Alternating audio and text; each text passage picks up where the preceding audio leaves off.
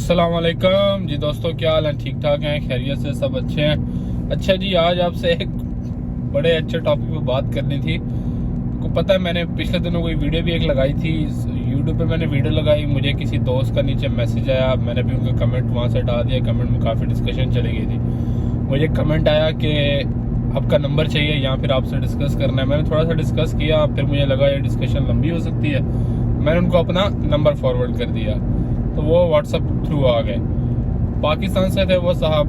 मैंने व्हाट्सअप किया, यहाँ पे व्हाट्सअप कॉल ब्लॉक है। जो मैंने उनको कहा मुझे अपना नंबर दें, मैं उनको कॉल करता हूँ। नंबर दिया, मैंने उनको पाकिस्तान में डायरेक्ट कॉल की, बात की। अच्छा टॉपिक भी आते हैं। उन्होंने कहा कि भाई आप कहते हो कि बिजी रहो, बिजनेस में आओ, कुछ ना कुछ करो। बंदा बिजनेस कैसे कर ले? पाकिस्तान में ये हालात है, हम मर रहे हैं, बंदा बिजनेस कैसे कर ले? मैंने कहा बात तो ठीक कर रहे हैं आप, बिजनेस करना या कुछ भी करना आजकल के हालात में पाकिस्तान में बहुत मुश्किल है। तो आप वैसे बताएं, अपने बारे में शेयर करें, अगर मेरे से कुछ हुआ, या वैसे भी शेयर तो करें आपकी क्या कहानी है। अच्छा, तो बंदा अब अपनी कहानी शेयर करने लगा है जी। बंदा कहता है कि मेरे वालिद साहब के बाहर मुल्क में होते हैं। बाहर मुल्क गल्फ में नहीं थे, मतलब अरब में नहीं थे वो, अब बाहर यूरोप में थे। लेकिन यूरोप में वो कुछ किसी ऐसे कंट्री में थे कि वहाँ पे बहुत पैसे नहीं बनते, लेकिन महीने से कोई मतलब 1.5 लाख 1.25 लाख रुपया वो मैक्सिमम घर मंथली पक्का बेचते ही बेचते हैं। और कुछ couple of years like 4-5 years से वो 4-5 साल से उस मुल्क, वो पता नहीं आर्मेनिया होगा, रोमानिया होगा, या ऐसा कोई मुल्क है, जॉर्जिया, मेरे को नहीं आइडिया अभी कौन सा बताया अभी उन्होंने। कोई ऐसे मुल्क में, मतलब प्रॉपर यूरोप में नहीं, कुछ ऐसे मुल्क में वो स्टे कर रहे हैं और महीने के 1.25 लाख 1.5 लाख मिनिमम वो घर बेचते हैं। और वो खुद साहब 2 भाई हैं, और वो खुद जो है वो एक स्टूडेंट है। स्टूडेंट अभी बस पास आउट ही है तकरीबन। और एक और भाई हैं उनके, वो कुछ जॉब कर रहे हैं पाकिस्तान में, किसी सिविल डिपार्टमेंट में, मतलब किसी गवर्नमेंट इदारे में वो जॉब करते हैं, ठीक है। और वो अपनी फैमिली रन कर रहे हैं। वो शादीशुदा हैं, ये साहब शादीशुदा नहीं है। अच्छा, वो उनके भाई जॉब कर रहे हैं, वो अपनी फैमिली को अच्छे से रन कर रहे हैं। कोई वो लॉन्स में नहीं जा रहे, कोई मंथली खर्चे उनके सर पे नहीं चढ़ रहे। इनके फादर घर में खर्चा आजकल में, मेरे ख्याल से आज के दौर में भी, अगर बहुत भी महंगाई है ना पाकिस्तान में, बहुत ही बुरे हालात हैं। अगर किसी के घर में बाहर से उनके वालिद साहब अगर 1 लाख रुपया 1.25 लाख रुपया भेज रहे हैं, तो 5 लोगों की 6 लोगों की ज़िंदगी बहुत सुकून से गुजर सकती है सिर्फ खाने से। अय्याशी करोगे तो भाई दिन भर रात मोटरसाइकिलों पे या गाड़ियों के पेट्रोल फूकोगे तो नहीं ज़िंदगी गुजरती। खाने में तो कुछ भी नहीं होता। 1 लाख रुपया इतनी भी कम रकम नहीं हुई कि 4 लोग खाना ना खा सकें, इज्जत की रोटी घर बैठ के तीनों टाइम भाई अच्छा भी खाना खाओ तो 1 लाख 5 लोगों के लिए बहुत है। अच्छा, अब वो साहब मुझे कहते हैं तो भाई अच्छा उनका और भी कुछ था पाकिस्तान में। घर उनका अपना था, घर किराए का नहीं है। पाकिस्तान में चीज़ें मसले होते हैं शहरों में। घर अपना था, मियाँ वाली शहर था उनका, घर अपना था, घर किराए का नहीं था। और साथ में उनकी अपनी वहाँ पाकिस्तान में वो मतलब अपने गांव से माइग्रेट करके किसी मियाँ वाली के ही थे, लेकिन वो मियाँ वाली शहर में स्टे कर रहे थे, साथ किसी गांव में उनका अपना जो है आबाई घर है। तो पिछले किसी दौर में उनके वाले साहब बच्चों की एजुकेशन के लिए, पढ़ाई के लिए शहर में शिफ्ट हो गए होंगे। घर के गांव भी करीब ही है, लेकिन आधे घंटे या 40 मिनट की ड्राइव पे। और गांव में भी उनकी कोई ज़मीन है जो उन्होंने पक्की एक फिक्स अमाउंट पे ठेके पे दी। अच्छा, ठेके पे दी है, वो उनको मंथली या ईयरली आता होगा, तो वहाँ से भी सर्वाइव करते हैं। अच्छा, तो ये बंदा मुझे कह रहा है कि भाई हम बिजनेस कैसे करें। माशाल्लाह। अच्छा, एक स्टूडेंट है पाकिस्तान में, और भी मैं लोगों को जानता हूँ पाकिस्तान में स्टूडेंट है पाकिस्तान में। घर से पैसे फीसें मंगाते हैं, कुछ पैसे यहाँ यूँ से जोड़ जाड़ के नौकरियाँ दिन बस सुबह शाम करके पैसे इकट्ठे करके बिजनेस स्टार्ट कर देते हैं। बिजनेस क्या कर लेते हैं, वो कुछ इंपोर्ट कर लेते हैं, छोटी सी चीज़ चाइना से, उसको सेल कर लेते हैं, या कुछ और कर लेते हैं। पाकिस्तान में लोकल बिजनेस कर लेते हैं, प्रिंट का कर लेते हैं, प्रिंट मीडिया में आ जाते हैं, कुछ ना कुछ कर लेते हैं, ठीक। और ये साहब मुझे ज़िंदगी इनकी अच्छी गुजर रही है। वालिद साहब, अगर आप भाई आपके वालिद साहब लाख भेज रहे हैं, आप सिर्फ 6 महीने लाख को, मतलब 1.25 लाख 1.5 लाख आ रहा है, तो उसको फॉर एग्जाम्पल 1,25,000 आ रहा है आपका, तो उसमें से जो है आप महीने का 70-80 खाते हो, ऊपर 50 आप बचाओ सिर्फ 6 महीने के लिए। 50 बचाओ भाई, 6 महीने में आपका वो कितना 3-4 लाख रुपया हो जाएगा। और 3-4 लाख रुपया एक इन्वेस्टमेंट नहीं होती, लेकिन जो जिसके पास दिमाग होगा, जिसने बिजनेस करना है, जिसने वाकई उसमें आना है, उसको भाई 3-4 लाख, उसको एक दरवाज़ा मिल जाएगा कि भाई मुझे दरवाज़ा मिल गया है। वो क्या कर सकता है भाई, छोटा नहीं समझना। अब हंसना नहीं है, छोटा नहीं समझना, कुछ भी करो आप भाई। फ्रूट शॉप लगाओ, आप कुछ भी लगाओ, आप कोई किसी जगह पे स्टॉल लगा लो, आप किसी अच्छा पॉइंट देख के कोई अपना एक फूड पॉइंट लगा लो, अपना जूतों के उसमें आ जाओ, अपने होलसेल में आ जाओ। कोई भी एक मंडी से सामान 3 लाख का एक साथ, फ्रूट मंडी से उठा लो, सब्जी मंडी से उठा लो, जूतों की मंडी से उठा लो, कपड़ों की मंडी से उठा लो, 3 लाख का स्टॉक उठाओ, उसको होलसेल मंडी से उठा के डायरेक्ट उसको जो है रिटेलर के पास, जो मतलब छोटे डिवाइडर है उनके पास लेके जाओ और खुद डिवाइडर बनो। और जब वहाँ से आप निकलोगे 3 लाख, अगर सुबह 3 लाख दे के तुम मार्केट में सुबह 9 बजे घुस गए हो, 11 बजे 11:15 तक आपकी मार्केट सारी जो है सेल आउट हो चुकी होगी। आप जब निकलोगे तो कम से कम 3 के पीछे आप 25,000 20,000 बहुत मिनिमम कमा के निकलोगे एक दिन में और 2 घंटे में, और दिमाग से। ठीक है जी, यही है फ्रूट मंडी में आप 3 लाख का सुबह फ्रूट उठाते हो तो भाई कितना होगा वो, हिसाब नहीं लगाया आपने, कितना हो जाएगा वो। एक फैमिली 50 लोगों की फैमिली है तो महीने में 3 लाख का फ्रूट नहीं खाती, फ्रूट सब्जियां सब मिला के भी 3 लाख नहीं बनता। तो आप भाई जाओ मार्केट में, मंडी में जाओ, 3 लाख का एक सौदा उठाओ, उसको किसी चीज पे रखो। आप ऐसे घूमो नहीं दरवाजे में, आपको सब्जी वाला बनना नहीं कह रहा, आप उसको मेन मार्केट में ले जाओ, वहाँ पे रिटेलर्स में उसको डिवाइड करो, बीच में डिवाइडर का रोल प्ले करो। 3 लाख के पीछे भाई आप इस फ्रूट और वेजिटेबल में आप 50,000 से कम लेके नहीं बाहर निकलोगे। मिनिमम भी लेके निकले तो 30 to 35,000 रेशो फिक्स है आपका, अब लेके निकलोगे। ठीक, मैं ये शहर टू शहर, मैं ये नहीं कहता कि अब मुझे इस चीज़ में एक्सपीरियंस नहीं है, आपको एक आइडिया दे रहा हूँ। अब मुझे ये नहीं पता शहर टू शहर प्राइसेस का फ़र्क होता है, लाहौर में और इस्लामाबाद में और कराची में, और जैसे कराची में ये मार्केट बहुत बड़ी होगी, लाहौर में ये मार्केट बहुत बड़ी होगी, हमारे सरगोदा जैसे शहर में ये मार्केट बड़ी होगी, मियाँ वाले जैसे शहर में ये मार्केट बड़ी नहीं होगी। लेकिन आपके एरिया में कोई मार्केट तो बड़ी होगी ना। कोई मार्केट अगर बड़ी नहीं है तो आप 20,000 तक निकालोगे ना, 30 नहीं 20 निकालोगे। और जिस शहर में आप 20 कमा रहे हो उस शहर में आपकी परचेजिंग भी तो सस्ती होगी ना। अगर सेल आउट सस्ता है तो परचेज भी सस्ता होगा, अगर सेल आउट सस्ता है तो एक्सपेंसेस भी कम होंगे उस शहर में। अगर आपकी इनकम या सेल आउट फॉर एग्जांपल सस्ती जा रही है तो उस घर के एक्सपेंसेस भी उस शहर में कम ही होंगे।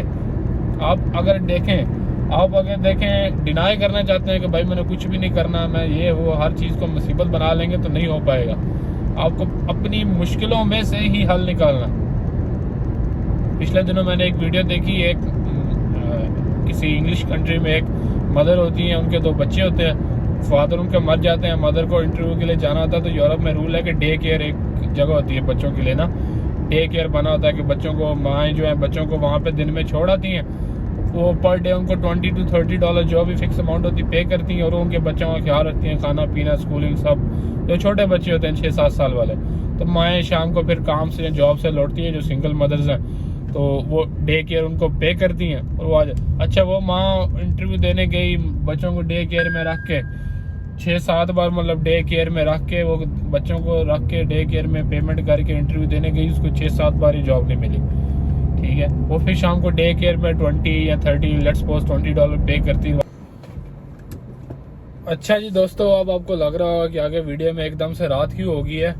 असल में मामला ये हुआ है कि आपको पता है जी, सुबह जिस वक्त वीडियो कर रहा था, मतलब वीडियो बना रहा था, तो कस्टमर की कॉल आ गई, क्लाइंट की कॉल आ गई एकदम से, बीच में कहीं जाना पड़ गया इमरजेंसी निकलने में। और फिर आपको पता है किसी को काम के बारे में बता रहे तो अपना काम अगर वैसे छोड़ेंगे तो अच्छी बात नहीं। काम पहले, जो चीज़ आ जाए काम के लिए निकलते हैं, काम आ जाए तो फिर जो भी चीज़ हो सब पीछे करके काम पहले करें। तो सुबह से लेके भाई तब उस वक्त मेरे ख्याल 7:30 हो रहे थे मॉर्निंग में जब मैं वीडियो बना रहा था, हाँ 7:30 मैक्सिमम। तो मैं ऑफिस की तरफ जा रहा था तो तभी कॉल आ गई, तो कस्टमर ने कह दिया कि जी मैं तो बस आने वाला हूँ और आप भी आएँ। तो इम्पोर्टेंट बात थी वो चीज़ बहुत, तो मैं फिर पहुँचा। तो बस ये चीज़ है। तो अभी मैंने फिर वीडियो दोबारा अब रात को बनाई, अब रात हो चुकी है, अब मैं घर जा रहा हूँ। अब यहाँ पे मेरे पास टाइम हो चुका है आई थिंक सो 9:46 हो गया मेरे पास, 9:46 हो गया मेरे पास। तो बस ये मामला है जी। तो अच्छा बात ये हो रही थी कि वो जो लेडीज़ थी, वो जो लेडी थी जो डे केयर पे करती थी, जो मतलब दिन में मतलब डेली $20 $30 डे केयर पे करने, बच्चों को वहाँ पे छोड़ना और खुद इंटरव्यू के लिए जाना। बात एट द एंड ये हुई कि 5-6 दिन उन्होंने इंटरव्यू दिया, वो कोई $150-200 जो सेविंग थी वो डे केयर में निकाल दी, 5-6 इंटरव्यू दिए और उनको जॉब भी नहीं मिली। अब क्या, घर आए, बच्चों से बात की, मतलब ये वो बच्चे छोटे थे, खाना अफोर्ड नहीं हो रहा था, 2 दिन गुजरे, 3 दिन गुजरे, कोई और जॉब की कॉल नहीं आई, किसी और इंटरव्यू की कॉल नहीं आई। फिर क्या हुआ जी, उसके बच्चों ने उसको कहा कि मम्मी आप हमारा मसला दूसरे घरों पे आप हमारा अपना इतना अच्छा ख्याल रखती हैं, आप हमें दूसरों के घर as a day care payment करके छोड़ती हैं कि आप हमारा ख्याल रखें, वो लोग मेरा ख्याल रखें, आप इंटरव्यू पे जाए तो आप वो लोग हमसे पैसे लेते हैं हमारा ख्याल रखने के, तो आप हमारा ख्याल भी रखें और उनके दूसरों बच्चों का ख्याल रखने का आप पैसे क्यों नहीं ले लेती, आप इसका बिजनेस क्यों नहीं बनाती। स्पेस की प्रॉब्लम, हमारा अपना अपार्टमेंट है, हमारी अपनी बिल्डिंग, हम यहाँ पे रह रहे हैं, अपना घर है, अपना एक रूम है, उसमें रह रहे हैं, तो हम ऐसी यही चीज शुरू करते हैं, हम इसकी एडवर्टाइजमेंट, हम एज अ चिल्ड्रन इसकी एडवर्टाइजमेंट करेंगे कि हमारी माँ के पास बच्चे रखवाएं, जो दूसरी वर्किंग मॉम्स हैं जो काम पे जाती हैं, जैसे यूरोप का रिवाज है, हर बंदा छोटा बड़ा जो भी वुमेन है मेल है वर्किंग है उसकी, ऐसे ही है। तो अब हम उनका ख्याल रखेंगे, हम उनसे पर डे पेमेंट लेंगे। तो क्या हुआ जी, आइडिया उनके माइंड में शूट कर गया। उन्होंने मॉर्निंग में जो वही ड्राइंग बच्चों ने बनाना और पर डे मतलब $20 को $10 पे ले आए, क्वालिटी अच्छी कर दी, खाना बच्चों को अच्छा देना और सब कुछ अच्छी सर्विस मुहैया करना। उनके पास मंथ में भाई 30 से 40 बच्चे हो गए डेली के, मतलब एक बच्चे के आप $10 लगाएं, अगर 30 बच्चे होंगे तो पर डे $300 आने लग गया। $300 उनका पास पर डे आने लग गया। रोज $300 आप 30 डेज पे लगाएं, अगर आप यूरोप पे उसको 24 डेज पे भी लगाएं, 22 पे लगाएं, अगर 2 दिन वीकेंड के निकाल लें, सैटरडे और फ्राइडे निकाल लें, तब भी 22 डेज बचते हैं। ठीक है जी, 22 डेज आप $300 पे मल्टीप्लाई करके हिसाब लगा लें। वही जो लेडी जो $1500 से $2000 की नौकरी के पीछे मतलब दौड़ रही थी, भाग रही थी, और बच्चे उसके सर्वाइव, खुद सर्वाइव, उसके एक आइडिया ने शूट किया, और वही जो चीज वो सर्वाइव कर रही थी, बच्चों को डे केयर की पेमेंट नहीं कर पाए, वही डे केयर उसका एक बिजनेस और उसका लाइफस्टाइल, और वो चेंज एकदम से। फिर मोरल ऑफ द स्टोरी ये था कि उन्होंने एक बड़ा घर ले लिया। वो तो एक वीडियो थी, जल्दी बहुत फास्ट चलती है, एक घर ले लिया बड़ा, फिर उनका बिजनेस बढ़ गया, ये वो एक अलग चीज है। मतलब एक बात है कि माइंड में चीज क्लिक करने का, आपके माइंड में जो बिजनेस है किसी वक्त ऐसे क्लिक कर जाता है। कभी कभार आप सारा दिन हम करते हैं, सारा दिन इस चीज में होते हैं। कई बार आप कोई क्लाइंट आ जाता है, क्लाइंट आपको कोई ऑफर दे देता है, तो आप उसको सारा दिन सोचने में गुजार देते हैं कि यार इसमें मुझे कोई आएगा प्रॉफिट, नहीं आएगा, मैं लॉस में जाऊंगा, करूं ना। एकदम से आपके पास बैठे एकदम से ऐसा कोई शूट करता है, आप कहते हो यार यही तो करना था, यही तो था, यही तो चाह रहा था कि कस्टमर अपने मुंह से ये मुझे बोले, मुझे ना उसको करना पड़े। आप तो एक एज अ सेल्स पर्सन, हर बंदे की ये ड्यूटी सबसे पहले कि भाई जो बंदा आ गया आपने उसको देना है कुछ ना कुछ। आपने बंदे कस्टमर के माइंड में ये होना चाहिए कि भाई ये अगर बंदा मेरे पास मैं इस कंपनी में आ गया हूं, अगर मैं यहाँ से कुछ नहीं खरीदूंगा तो मेरा लॉस है। एट द एंड लॉस तो कंपनी का, मतलब फॉर एग्जांपल अगर हम सर्विस दे रहे हैं, कस्टमर हमारे पास आया, कुछ परचेजिंग करके नहीं गया तो हमारा लॉस। लेकिन आपके पास कस्टमर को आके आप कस्टमर को अपनी कंपनी का स्टेटस, उसके माइंड में ये चीजें बिठाएं कि कस्टमर को कंपनी एग्जिट करते वक्त अगर वो कुछ नहीं लेके गया, कुछ मनी स्पेंड करके नहीं गया हमारी कंपनी में, तो उसको ये लगे कि भाई मैं मनी स्पेंड करके नहीं गया तो ये मेरा लॉस है, मैंने इनसे कुछ ना कुछ लेना है, इनकी इतनी अच्छी सर्विसेज है, इनके पास इतने अच्छे बंदे हैं, इतनी अच्छी बात कर रहे हैं, ये कल को मुझे सपोर्ट करेंगे मेरे काम में, तो मुझे इनसे कुछ ना कुछ लेना है। मैं नहीं लूंगा तो मैं ये अपॉर्चुनिटी गवा दूंगा। तो कस्टमर को ये लगना चाहिए, समझ रहे हैं। बहरहाल ये बात चली जाएगी एक दूसरे टॉपिक पे। मैं बात कर रहा था बिजनेस की। भाई बिजनेस आपके माइंड में किसी वक्त भी शूट कर जाता है, किसी वक्त एक आइडिया आ जाता है। माइंड बनाएं कि हमने करना है, और छोटा नहीं सोचना, बड़ा सोचना है। स्टार्ट जीरो से करना है, no issue at all, no problem. Start zero से करना कुछ जरूर है। आप इस चीज को मतलब माइंड में लाएं। मैं इतनी लंबी बात होगी किस वजह से, सारे दिन के बाद ही मैं ये भूला नहीं। सारा दिन अभी काम कभी देखे आप, मेरी सुबह यही वो कपड़े वही है, लेकिन अब देखें अब शाम, सुबह से लेकर शाम तक बंदा चल के किस हालत में निकल आता है एंड ऑफ द डे। मैं घर पहुंचने वाला हूँ 2-4 मिनट में बस, ठीक है जी। तो बात इतनी हो पाएगी, लेकिन पॉइंट ये था कि वो जो साहब का मुझे मैसेज आया था, उनका मुझे माइंड ही नहीं है भाई, उनका तो बिजनेस करने का जब कॉन्सेप्ट ही नहीं बनाया। वही कि बाबा बाहर है, वाले साहब बाहर हैं, आ रहे हैं पैसे, भाई जॉब कर रहे हैं, कुछ नहीं हुआ। तो at the end of the story मैं भी एक जॉब पकड़ूंगा, मंथली कमाऊंगा, शादी होगी, खत्म बस। भाई उसने माइंड ही नहीं बनाया। उसने माइंड बनाया होता तो जो उसके पास फैसिलिटीज हैं ये लोगों के पास नहीं होती। लोगों के पास जो करते हैं ये फैसिलिटीज उनके पास नहीं होती। हमारा माइंड खपाने का कोई वो नहीं है।